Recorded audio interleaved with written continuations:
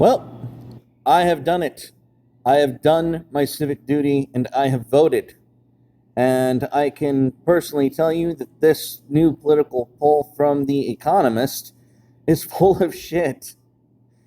Chance of winning the Electoral College, Biden, 93%.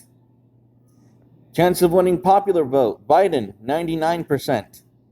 Estimated Electoral College, Biden, 345. What a load of shit. Now, like Trump, I voted straight Republican. Straight Republican all the way down the line. All the way down the line, as you can see, Donald Trump, John Cornyn, Michael Burgess, and that is for all of the federal positions.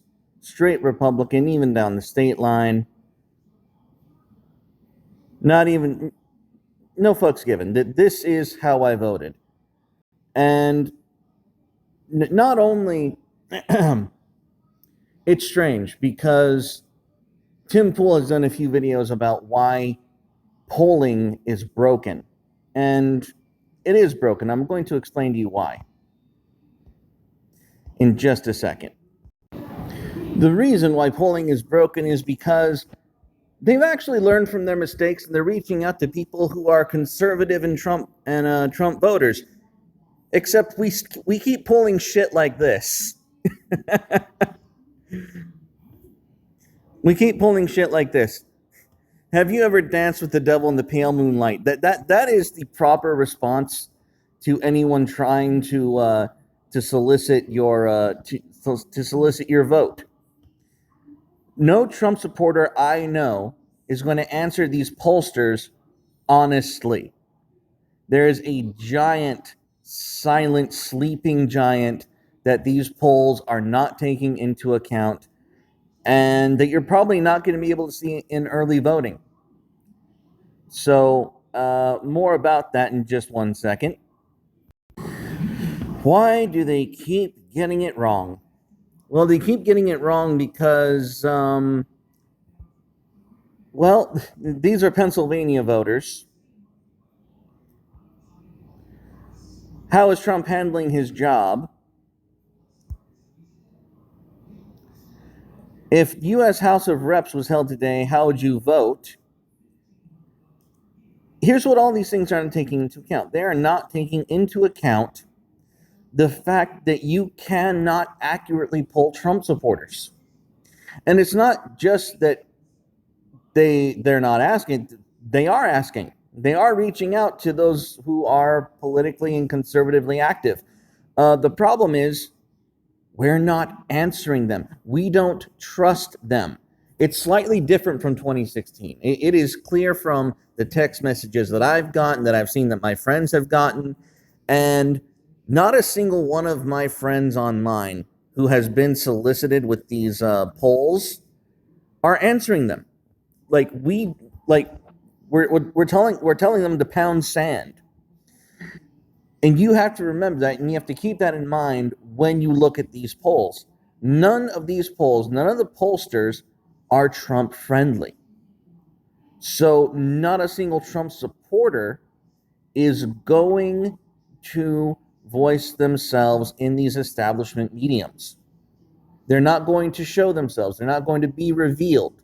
They're not going to pop their heads out of the sand until they get into that voting booth and tell the establishment how they really feel. That's just how it's going to go down. And that's why you see all of these Biden 40. Look at this. Biden 47, Trump 42, 10 undecided. That's enough. That is more than enough. Even if, wow, that is more than enough for Trump to take these quote unquote undecideds. And I did another information dump on this. Just give me 1 second. Now, I've shown this article before, but it needs to be really drilled in home. These are CNN audience members. These are people who watch CNN. Now, most people who are voting Trump, we're not watching CNN. We're not responding to CNN poll surveys. We're not answering the calls and text messages of pollsters who are soliciting our takes on the election. But of those who are watching CNN,